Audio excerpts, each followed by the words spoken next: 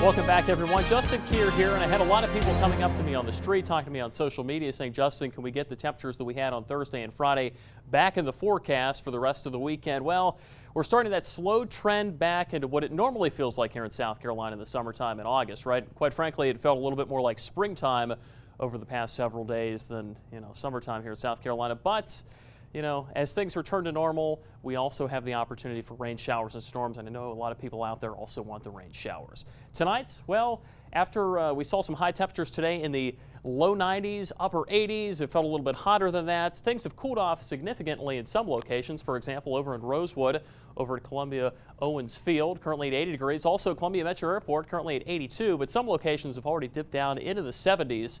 As we take a look around the Midlands, more specifically, downtown Columbia. Current temperature there a little bit warmer at our WeatherBug station. However, we hit a high temperature of 92 degrees today. We anticipate that things will be cooling off here as many folks are out and about town.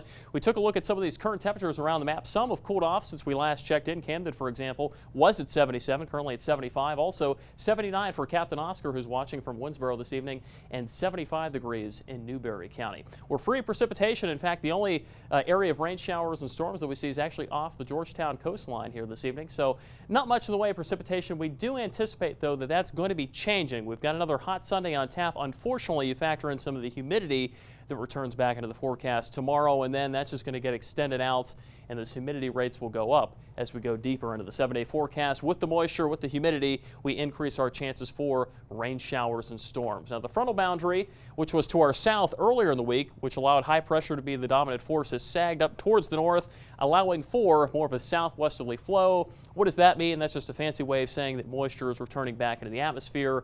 And again, we're going to see that tonight when we see some patchy fog. We're also going to have a few additional clouds over the next couple of days with rain showers returning to the forecast. The muggy meter, I know a lot of people like the muggy meter.